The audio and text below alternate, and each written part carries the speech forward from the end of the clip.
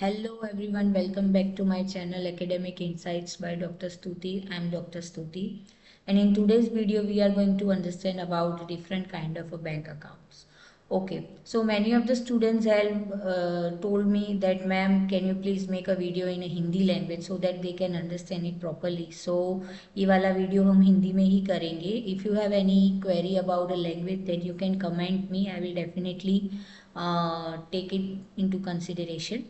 Okay so ये वाले video में हम बेसिकली आज बैंक अकाउंट्स के बारे में बात करेंगे. बैंक हमें किस टाइप के अकाउंट्स की फैसिलिटी देती है. ठीक है. सो जनरली बैंक अकाउंट्स में सबसे पहली कैटेगरी होती है डिमांड अकाउंट्स की, जिसके अंदर कैटेगरी में आते हैं saving accounts and current accounts. Now what is a saving account? Generally bank हमें सिक्स काइंड ऑफ अकाउंट्स की फैसिलिटी प्रोवाइड करती है, जिसमें से फर्स्ट है saving account. Saving account generally main उनका गोल होता है कि हम लोग जो भी हमारे डिपॉजिट्स बैंक में सबमिट करवाते हैं वो सब सेविंग अकाउंट्स में आती है. सेकंड है करंट अकाउंट. देन थर्ड है recurring account, fix deposit account, demat account and NRI account. Okay, now let's get know about saving account. Now bank हमें बेसिक सेविंग अकाउंट्स की फैसिलिटी देती है, जिसे हम basic saving bank deposit accounts कहते हैं, BSBDA. Okay, generally इसका काम क्या होता है? मिनिमम यहाँ पे बैलेंस होता है 5,000 तक का ओवरड्राफ्ट आपको प्रोवाइड कर सकते हैं. ओवरड्राफ्ट का मतलब क्या होता है? बहुत सारे बच्चों को ओवरड्राफ्ट का मतलब नहीं पता होता है. तो ओवरड्राफ्ट का मतलब ये होता है, फॉर एन एग्जांपल, अगर आपके अकाउंट में जितनी भी अमाउंट है, बैंक अगर उससे थोड़ी ज़्यादा अमाउंट का अगर आपको ड्राफ्ट देती है, आपको फैसिलिटी देती है या क्रेडिट देती है, तो उसे हम बैंक ओवरड्राफ्ट कहते हैं. ठीक है. अगर आप सेविंग अकाउंट ओपन करवाते हो कोई भी बैंक के अंदर, तो बेसिकली जनरल नॉर्म्स में रेगुलर बैंकिंग फैसिलिटीज़ में वो लोग आपको ATM card, debit card provide करते हैं. ओवरड्राफ्ट अप टू 5,000 रुपीज़ आपकी लिमिट होती है. ठीक है. और एक्टिविटी या मेंटेनिंग चार्जेस कुछ इतने होते नहीं हैं. ठीक है. सेकंड है BSBDA स्मॉल स्कीम्स, जिसके अंदर सिंपल डॉक्यूमेंटेशन होते हैं. सिंपल डॉक्यूमेंटेशन का मतलब ये हुआ कि आपके जो भी पर्सनल डॉक्यूमेंट्स है, जैसे कि आधार कार्ड है आपके पास, अगर आप 18 ईयर्स के ऊपर के हो तो आपकी अगर वोटर ID कार्ड है, आपका रेसिडेंट प्रूफ है, आपके 2 पासपोर्ट साइज के फोटोज़ है, तो आप बैंक में सेविंग अकाउंट ओपन करवा सकते हैं. ठीक है. जिसके अंदर आपकी 1,000 से लेके 1 लाख तक की क्रेडिट लिमिट आपको मिलती है. मैक्सिमम बैलेंस आपके 50,000 रुपीज़ होना चाहिए. मंथली लिमिट 10,000 रुपीज़ की है. ठीक है. जिसके अंदर आपके मैक्सिमम बैलेंस अगर 50,000 रुपये है तो वो रख सकते हैं. मंथली लिमिट 10,000 रुपीज़, मतलब कि आप 10,000 रुपीज़ तक की सेविंग कर सकते हैं.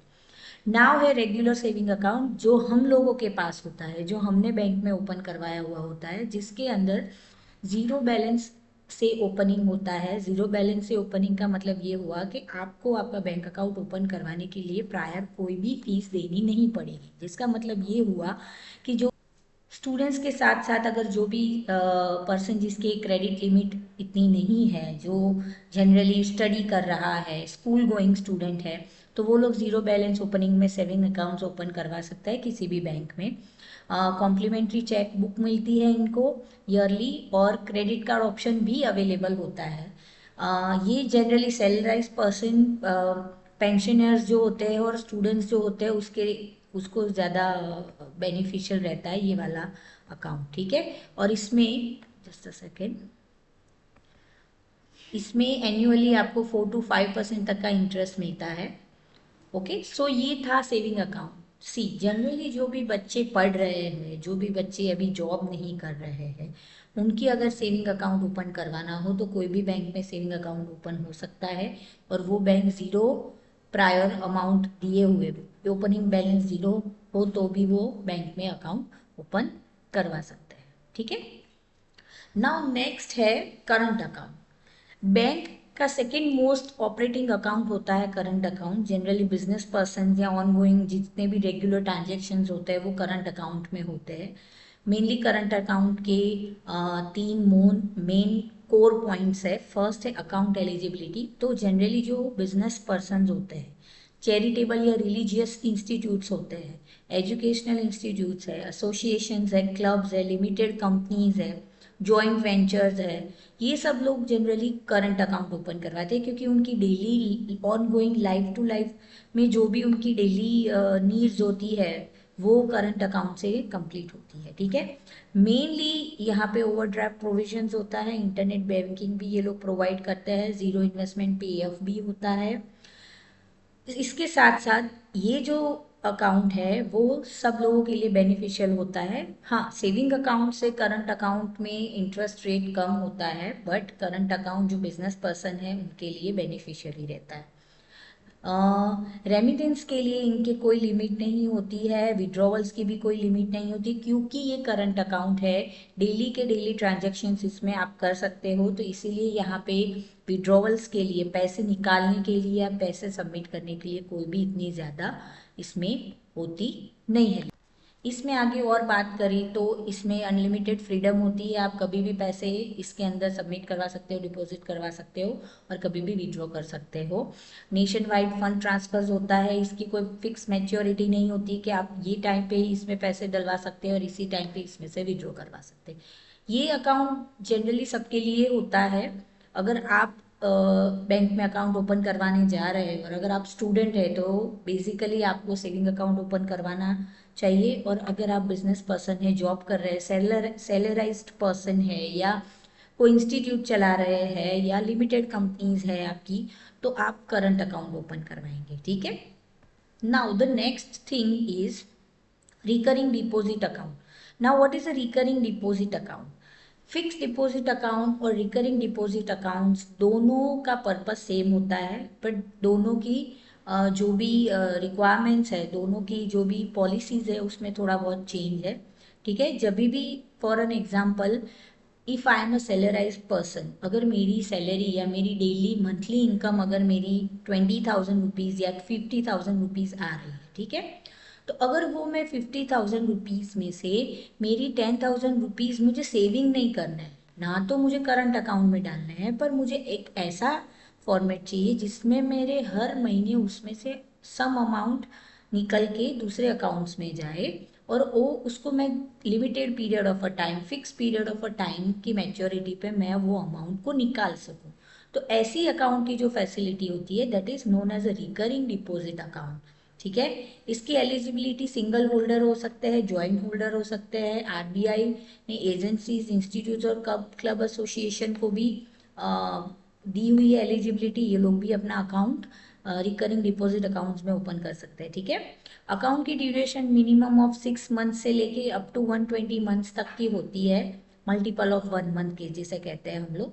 फिक्स इंस्टॉलमेंट होती है, रिमेन परमानेंटली फिक्स। उसका मतलब ये हुआ कि अगर मेरे अकाउंट में से हर महीने 5,000 रुपये कट होके रिकरिंग अकाउंट में जा रहे हैं, मैंने सपोज 5 ईयर के लिए रिकरिंग अकाउंट ओपन करवाया हुआ है किसी बैंक में, तो मेरे अकाउंट में से 5,000 रुपीज़ एवरी मंथ ट्रांसफ़र होके रिकरिंग अकाउंट में जाएंगे, पर वो 5 साल से पहले मैं वो पैसे उसमें से नहीं निकाल सकती। आफ्टर मैच्योरिटी पीरियड आप उसको निकाल सकते हो। ठीक है, minimum instalment can be as low as a 50। उसका मतलब ये हुआ कि आप 50 रुपीज़ तक की अमाउंट, इतनी स्मॉल अमाउंट में भी आप रिकरिंग डिपॉजिट अकाउंट ओपन करवा सकते हो।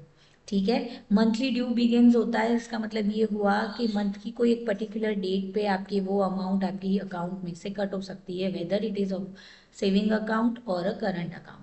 ओके, नाउ पासबुक ग्रांटेड करी जाती है डिपॉजिटर को। अगर आपने रिकरिंग अकाउंट ओपन करवाया हुआ है तो आपको पासबुक की फैसिलिटी मिलती है। इंटरेस्ट कंपाउंडिंग एवरी क्वार्टरली होता है। क्वार्टरली का मतलब होता है साल में 4 महीने के गैप में, मतलब कि साल में अगर 12 महीने हैं तो आपको साल में 3 बार उसका इंटरेस्ट कंपाउंडिंग मिलेगा। ठीक है, फाइनल पेमेंट मैच्योरिटी के टाइम पे मिलती है। आपका जो लास्ट डेट है मैच्योरिटी का उसके 1 मंथ के बाद आपको ओवरऑल अमाउंट मिलती है। इसमें दो तरीके की फैसिलिटी होती है। एक फैसिलिटी होती है जिसमें जो अमाउंट है इंटरेस्ट की वो डायरेक्टली आपके रिकरिंग अकाउंट में ऐड होती है, और दूसरी एक फैसिलिटी है जिसमें आपका जो इंटरेस्ट है, कंपाउंडिंग इंटरेस्ट जो है क्वार्टरली आता है, वो इंटरेस्ट आपने जिस अकाउंट में से पैसे कट हो रहे हैं, आपका सेविंग अकाउंट हो या चाहे वो करंट अकाउंट हो, जिसमें से पैसे कट हो रहे हैं वो पैसे इंटरेस्ट के आपके वो अकाउंट में आ जाएंगे, ठीक है। TDS charges on interest including cumulative deposit based on the current income tax act, income tax के एक्ट के अंतर्गत जो TDS चार्जेस लगते हैं इंटरेस्ट पे वो उसके अंदर है। नॉमिनेशन फैसिलिटीज़ है। नॉमिनेशन फैसिलिटी का मतलब ये हुआ कि जब भी आप कोई भी बैंक में अपना अकाउंट ओपन करवाने जाते हैं तो आपकी जब आप फॉर्म फिल करते हो तो उसके अंदर आपके बाद अगर आपको टचवुड कुछ हो नहीं, बट अगर कुछ हो गया है आपके पीछे, आपके बैंक के अंदर जो भी अमाउंट है वो आप किसे देना चाहेंगे, तो उसके लिए आपको नॉमिनीज की डिटेल डालनी पड़ती है। तो आपको करंट और सेविंग अकाउंट में तो नॉमिनीज की फैसिलिटी मिलती ही है, पर साथ में आपको रिकरिंग डिपॉजिट अकाउंट में भी नॉमिनीज की फैसिलिटी मिलती है, जिसमें आपको आपके नॉमिनीज की डिटेल भरनी पड़ती है।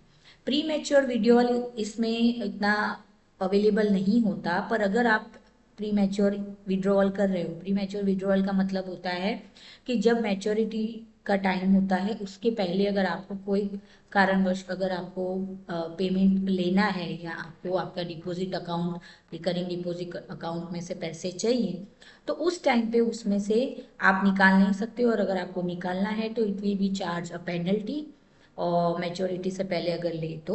इंटरेस्ट रेट जो है वो अलग अलग बैंक में रिकरिंग अकाउंट का अलग अलग होता है। जनरली पब्लिक सेक्टर बैंक जो है उसका रिकरिंग अकाउंट का इंटरेस्ट सीनियर सिटीजन्स के लिए ज़्यादा होता है, जबकि जो सीनियर सिटीजन्स नहीं है, 60 से नीचे की एज वाले हैं, उनके लिए इंटरेस्ट रेट थोड़ा वेरिएंस होता है, ठीक है। Now, next is a fixed deposit account. Now, what is a fixed deposit account? See, fixed deposit account का मतलब ये होता है कि अगर मेरी अकाउंट में 50 to 60,000 रुपीज़ पड़े हैं, पर मुझे मेरे अकाउंट में, सेविंग अकाउंट में या करंट अकाउंट में वो 50 to 60,000 रुपीज़ नहीं रखने हैं, मुझे वो अमाउंट किसी और अकाउंट में रखनी है जिसकी वजह से वो सेफ हो, जिससे मुझे इंटरेस्ट ज़्यादा मिले।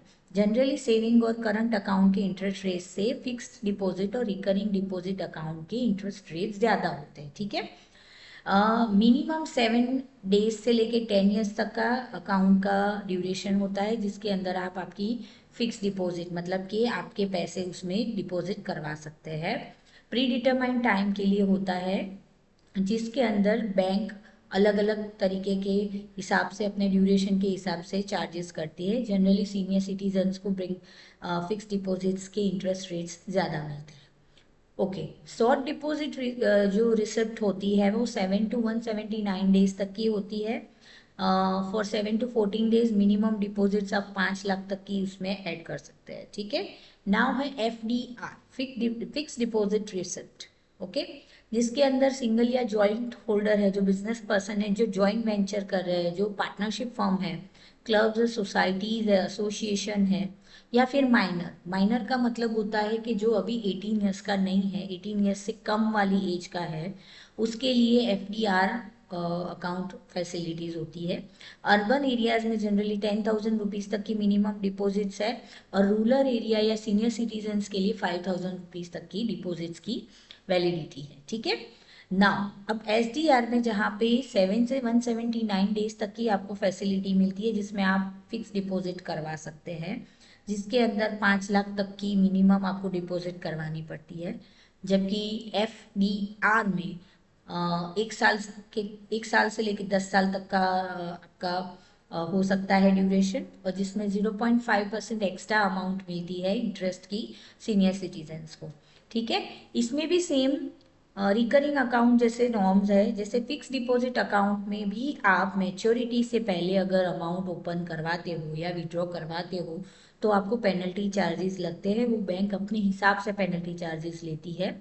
फॉर एन एग्जाम्पल, अगर मेरे 5 लाख रुपीज़ तक की फिक्स डिपॉजिट SBI अकाउंट में है, तो SBI अकाउंट में मुझे 2 साल तक की, मैंने 144 डेज तक की या 365 डेज से ज़्यादा वाली मैंने FD रखवाई है, वहाँ पे 144 से लेके 444 तक की ड्यूरेशन वाली मैंने FD उसमें करी है। और अगर मुझे इनिशियली स्टेज पे पैसे की ज़रूरत है, तो मैं अगर वो FD को मैच्योरिटी से पहले अगर मैं डिपॉजिट्स को तोड़ के अगर वो पैसे मांग रही हूँ, तो जो भी चार्जेस, जो ड्यूरेशन के चार्जेस होते हैं, वो बैंक आपके पास से आपके अकाउंट के पैसे में से उसको कट करके फिर आपको वो अमाउंट देती है। ठीक है, आप इसकी जो भी अमाउंट है वो एक ही साथ निकलवा सकते हो। अगर सपोज मैंने 5 लाख की एफडी डाली और उसमें से मुझे 3 लाख रुपए तक की ज़रूरत है, तो ऐसा नहीं है कि मैं 3 लाख रुपए निकालूँ और 2 लाख रुपए की फिक्स डिपॉजिट की कंटिन्यूटी करूँ, तो ऐसा नहीं होता है। अगर आपने 5 लाख की रखवाई है तो मैच्योरिटी टाइम से पहले अगर आप उसको विड्रॉ कर रहे हो तो आपको पूरी की पूरी 5 लाख रुपए की एफडी ही आपको लेनी पड़ेगी। ठीक है, नेक्स्ट है, अगर आप चार्जेस दे रहे हो तो उसके साथ साथ बैंक आपको फिक्स डिपॉजिट के इंटरेस्ट रेट के साथ आपको फैसिलिटी देती है। इसमें 2 तरीके के इंटरेस्ट रेट होते हैं, आपको 2 तरीके के फैसिलिटीज मिलती है। एक तो अगर आपका जो अकाउंट है, जनरली अगर सपोज मेरा अकाउंट एसबीआई अकाउंट में है, एसबीआई बैंक में मेरा अकाउंट है, ठीक है, वो अकाउंट तो मैं रेगुलरली जनरेट करती हूँ, मेरा सेविंग अकाउंट है या करंट अकाउंट है। ठीक है, और मेरा फिक्स डिपॉजिट अकाउंट भी सेम एसबीआई में ही है। तो अगर मुझे फिक्स डिपॉजिट करवानी है उसमें और मैंने 2 साल की फिक्स डिपॉजिट करवाई है, पर कोई कारणवश अगर मुझे वो फिक्स डिपॉजिट को तुड़वाना पड़े तो उसमें चार्जेस लगते हैं। बट अगर मैच्योरिटी टाइम के समय में अगर वो मेरी फिक्स डिपॉजिट ले रही हूँ तो उसकी अमाउंट आपके जो प्रीवियस अकाउंट है एसबीआई में उसमें ट्रांसफ़र हो सकती है, या फिर जो भी आपकी डिपॉजिट है वो रिन्यू हो जाएगी। रिन्यू का मतलब ये हुआ, अगर आपने 5.9% इंटरेस्ट के हिसाब से आपने अगर उस टाइम पे फिक्स डिपॉजिट अकाउंट ओपन करवाया है या एफडी करवाई है, तो रिन्यूअल के टाइम के बाद भी 5.9 ही रहेगी। ठीक है, बट अगर आपका बैंक का रेट अगर फ्लक्चुएट होता है, बैंक में अगर जो भी फिक्स डिपॉजिट रेट में फ्लक्चुएशन आते हैं, तो फिर बैंक उस हिसाब से आपकी फिक्स डिपॉजिट कंटिन्यू करती है after renewing. Okay, second thing है कि जिसमें अगर आपका इंटरेस्ट रहे, तो इंटरेस्ट आपकी बैंक आपको, बहुत सारी ऐसे बैंक है जो ऐसी फैसिलिटी देती है जिसमें आपको क्वार्टरली इंटरेस्ट मिलता है।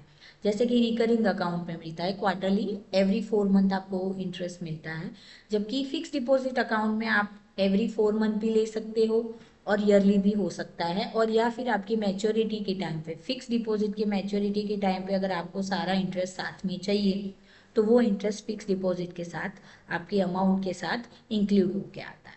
ठीक है,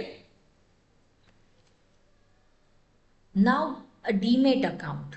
सी, डीमेट अकाउंट आज के ज़माने में आप लोगों को सबको पता होगा कि हर दूसरा या तीसरा इंसान इन्वेस्टिंग कर रहा है।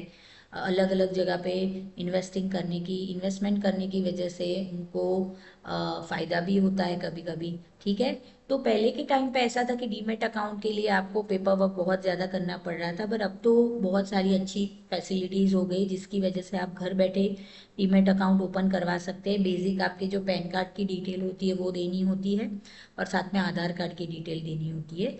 सेकेंड मोस्ट थिंग ये है कि आप कोई भी अकाउंट ओपन करवाओ तो आपका अकाउंट जब आप ओपन करवा रहे हो, कोई भी हो, whether it is saving account, current account, recurring account, fix deposit account या डीमेट अकाउंट, आपके अकाउंट की डिटेल जो भी है वो आपके फ़ोन नंबर से लिंक होनी चाहिए। इसका मतलब ये हुआ कि जो आपने अकाउंट ओपन करवाने के टाइम पे जो फ़ोन नंबर दिया था वही फ़ोन नंबर आपके आधार नंबर से लिंक होना चाहिए और वही आधार नंबर का नंबर आपके बैंक अकाउंट से लिंक होना चाहिए। तो उसका मतलब ये हुआ कि आधार कार्ड बनवाने के टाइम पे अगर आपने जो नंबर रखा हुआ है वही नंबर से आप बैंक का अकाउंट ओपन करवा सकते हो। नो योर कस्टमर, जिसका मतलब होता है KYC। तो अभी सब जितने भी लोग हैं जिनकी बैंक में अकाउंट है सबको KYC करवाना ज़रूरी है। आपका आधार कार्ड आपके बैंक के अकाउंट की डिटेल के साथ अटैच करना ज़रूरी है। अगर आपके पास ये सारे पेपर्स क्लियर है तो आप डीमेट अकाउंट ओपन करवा सकते हो। डीमेट अकाउंट जनरली ट्रेडिंग के लिए होता है और जो भी पर्पस होता है उसका जनरली फिजिकल पेपर सर्टिफिकेट्स होते हैं उसको इलेक्ट्रॉनिक रिकॉर्ड्स के लिए काम में आता है और फैसिलिटी देता है ट्रेडिंग करने की। ठीक है, नेक्स्ट है, ये जो है वो सिक्योरिटी है, वो होल्ड करने की कैपेसिटी रखता है डीमेट अकाउंट, जिसके अंदर आपने, अगर आप शेयर मार्केट में इन्वेस्टमेंट कर रहे हो, कमोडिटी मार्केट में इन्वेस्टमेंट कर रहे हो, करेंसी मार्केट में इन्वेस्ट कर रहे हो, तो ये सारी डिटेल्स आपके डीमेट अकाउंट से आपको मिल जाएगी। ठीक है, नेक्स्ट है कि सीमलेस बाइंग और सेलिंग ऑफ स्टॉक्स है, म्यूचुअल फंड्स है, बॉन्ड्स है, सेटलमेंट्स करने के लिए जो क्विक टाइम्स है, उन सब के लिए डीमेट अकाउंट हेल्पफुल रहता है। डीमेट अकाउंट से आप कंसोलिडेट करते हैं सारी इन्वेस्टमेंट जो आपने अकाउंट के अंदर किए हुए हैं। इन जनरल आपको पता, इन शॉर्ट आपको पता चलेगा कि डीमेट अकाउंट ओपन करने से आपने जितना भी इन्वेस्टमेंट किया हुआ है सब कुछ उसके अंदर दिखाई देगा। ग्रो है, धनी है, फिर एंजल वन है, ये सारे प्लेटफॉर्म है जो आपको डीमेट अकाउंट की फैसिलिटीज़ देते हैं। और बैंक भी बहुत सारी ऐसी बैंक है जो डीमेट अकाउंट की फैसिलिटीज़ जनरली देती हैं। ऑनलाइन आप डीमेट अकाउंट ओपन करवा सकते हैं, ठीक है। Now what is NRI account? Non resident Indian. Non resident Indian का मतलब होता है कि जो पर्सन इंडिया का नहीं है, इंडिया के बाहर का है, जिसकी सिटीजनशिप इंडिया की नहीं है। अगर कोई पर्सन है जो कनाडा में रहता है, यूएसए में रहता है, यूके, न्यूजीलैंड की, इंडिया के बाहर के कोई भी कंट्री में रहता है, और अगर उसको इंडिया के अंदर अपना अकाउंट ओपन करवाना है, तो बहुत सारी ऐसी बैंक है जो एनआरआई अकाउंट की फैसिलिटीज़ प्रोवाइड करती है। जनरली ये अकाउंट जो नॉन रेसिडेंट इंडियन है या person of Indian origin, person of Indian origin का मतलब ये हुआ कि कोई ऐसा पर्सन है जिसकी इंडिया के अंदर तो बॉर्न हुआ था वो, पर समहाउ किसी कारणवश उसने कोई दूसरी कंट्री की रेसिडेंसी सिलेक्ट की है, पीआर सिलेक्ट किया है, पर उसका ऑलरेडी अभी यहाँ पे इंडिया में अकाउंट है, तो वो उसका अकाउंट एनआरआई अकाउंट में काउंट किया जाएगा, ठीक है। पब्लिक या प्राइवेट सेक्टर बैंक में वो अपना एनआरआई अकाउंट ओपन करवा सकता है और ओवरसीज ट्रांसफ़र करवा सकता है। Now what is an overseas transfer? Overseas transfer मतलब कि इंडिया के बाहर वाली कंट्री से जो भी फंड है उसको इंडिया में ट्रांसफ़र करने के लिए एनआरआई अकाउंट ओपन करवाना पड़ता है, ठीक है। नाउ इसमें फैसिलिटीज़ क्या मिलती है या क्या क्या बेनिफिट्स होते हैं? तो इसके अंदर आप रिस्ट्रिक्शंस बगैर फंड को आप सर्कुलेट करवा सकते हो, आप ट्रांसफ़र करवा सकते हो। बैंक के अपने नियम होते हैं। बैंक आरबीआई के अंडर गाइडलाइंस से सब कुछ करती है, तो आरबीआई के हिसाब से जो भी गाइडलाइन दी गई हुई होती है, बैंक सारे अकाउंट्स को उसी हिसाब से फॉलो करती है, ठीक है। इंडियन रुपीस के अंदर होल्ड करती है। जैसे कि अगर कोई इंसान यूएसए में रह रहा है और उसका अकाउंट इंडिया में है, तो इंडिया में उसकी करेंसी जो है इंडियन करेंसी के हिसाब से उसकी अमाउंट काउंट की जाती है, उसके फंड को इंडियन रुपीस में काउंट किया जाता है। इंडियन इन्वेस्टमेंट इजीली कर सकता है, वो इंडिया के अंदर वही रुपीस से वो एनआरआई अकाउंट से इन्वेस्टमेंट भी कर सकता है।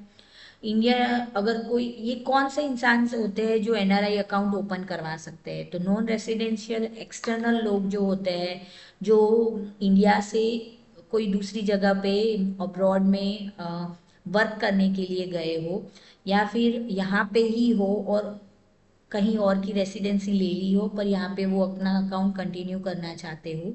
इंडियन की उनकी जो खुद की आइडेंटिटी है वो इंडिया की है, बट अगर कहीं और जाके सेटल हो गए हो, तो ऐसे लोग यहाँ पे इंडिया में एनआरआई अकाउंट ओपन करवा सकते हैं, ठीक है। एनआरआई अकाउंट जो है नॉन रेसिडेंट अकाउंट, वो इंटरनेशनल करेंसी मैनेज करता है। Term deposit from only withdrawal after maturity होता है। इसमें टर्म डिपॉजिट अगर आप रखवाते हो थोड़े टाइम के लिए या long period of a time के लिए, तो इसकी जो भी मैच्योरिटी होती है डेट, उसी टाइम पे आप इस अकाउंट में से पैसे निकलवा सकते हो। Now now senior citizen saving account. New accounts जो भी लोग 60 या 60 ईयर्स से ऊपर वाले हैं, उन्हें हम सीनियर सिटीजन्स काउंट करते हैं। तो बैंक, या फिर हम कह सकते हैं कि हमारी गवर्नमेंट बहुत सारी फैसिलिटी सीनियर सिटीजन्स को प्रोवाइड करती है। अगर कोई गवर्नमेंट एम्प्लॉई है, रिटायर्ड हुआ है, सीनियर सिटीजन्स है, तो उसके पेंशन की फैसिलिटी देने के लिए बैंक में senior citizen saving account open करवाया जाता है, जिसमें 60 ईयर्स से ऊपर की एज वाले जो होते हैं उनको एक्स्ट्रा बेनिफिट्स देने के लिए ये अकाउंट ओपन करवाया जाता है। इसका इंटरेस्ट रेट बाकी सब बैंक के इंटरेस्ट रेट से 0.25 से 0.50% तक का ज़्यादा होता है। जो बाकी सेविंग अकाउंट्स है उससे ज़्यादा बेनिफिट्स लेते हैं ये लोग, ठीक है। नाउ जॉइंट अकाउंट रिक्वायरमेंट्स के लिए डिफरेंट टाइप ऑफ रिक्वायरमेंट्स होते हैं, जिसके अंदर आपको अलग अलग फॉर्म पे फिल करने होते हैं। जॉइंट अकाउंट है इन अ सेंस कि कोई सीनियर सिटीजन है, हस्बैंड वाइफ है, दोनों गवर्नमेंट एम्प्लॉई है, या दोनों का कोई एक अकाउंट उन्होंने ओपन करवाना है, तो उसके लिए जॉइंट अकाउंट की फैसिलिटी भी प्रोवाइड करते हैं। रेसिडेंसी और डायरेक्टिव फैसिलिटीज़ होती है, जिसके अंदर जो इंसान रेसिडेंट ऑफ इंडिया है बट गवर्नमेंट के अंडर पेंशन ले रहा है, तो उनको घर बैठे पेंशन प्रोवाइड करने की फैसिलिटी सीनियर सिटीजन सेविंग्स में अकाउंट्स में गवर्नमेंट प्रोवाइड करती है, बैंक प्रोवाइड करती है। नाउ सैलरी अकाउंट, सी सैलरी अकाउंट कोई स्पेसिफिक ऐसा अलग से अकाउंट नहीं होता है, बट हाँ आप एज अ करंट अकाउंट में या सेविंग अकाउंट में सैलरी अकाउंट ओपन करवा सकते हो, जिसके अंदर आप कहीं पे भी एम्प्लॉय हो तो आपके इंस्टीट्यूट या आपकी जो भी कंपनी है उसके द्वारा आपके अकाउंट में सैलरी ट्रांसफ़र की जाती है, जिसके अंदर स्मूथ ट्रांसफ़र ऑफ सैलरी के लिए ये अकाउंट ओपन करवाया जाता है। ठीक है, इसमें नो मिनिमम बैलेंस पॉलिसी होती है, जिसका मतलब ये हुआ कि आपको बैंक में मिनिमम बैलेंस रखने की ज़रूरत नहीं है, आपको ज़ीरो बैलेंस के हिसाब से भी आपका ये अमाउंट आपका जो ये बैंक अकाउंट है वो जनरेट हो सकता है। मिनिमल और no fees for account maintenance होता है, आपको एटीएम की फैसिलिटी भी प्रोवाइड की जाती है, डेबिट कार्ड भी प्रोवाइड की जाता है, और कभी कभी कोई अच्छी आपकी सैलरी के हिसाब से बहुत सारी ऐसी बैंक है जो आपको क्रेडिट कार्ड फैसिलिटी भी प्रोवाइड करती है। साथ में अगर आपको इसके साथ अगर आपका डीमेट अकाउंट ज्वाइन करवाया जाए तो आपको बहुत सारे फैसिलिटीज़ प्रोवाइड की जाती है। ठीक है, तो ये जो है वो आज के वीडियो में हमने जाना कि सेविंग अकाउंट क्या होता है, करंट अकाउंट क्या होता है। ये बेसिक नॉलेज है, अगर आप चाहते हैं कि इसके रिगार्डिंग मैं आगे और वीडियो बनाऊँ तो इंडिविजुअली हर एक बैंक अकाउंट के रिगार्डिंग नॉर्म्स रूल्स और रेगुलेशंस है, इंटरेस्ट रेट क्या है, उसके रिगार्डिंग हम लोग न्यू वीडियोस बना सकते हैं। मेरा वीडियो आपको अच्छा लगा हो तो kindly like it, subscribe it, और जिस बच्चे को इसके रिगार्डिंग नॉलेज चाहिए वो मेरे वीडियोस को फॉलो भी कर सकता है, शेयर भी कर सकता है। सो अगली वीडियो में हम मिलेंगे, तब तक के लिए हैव अ नाइस डे।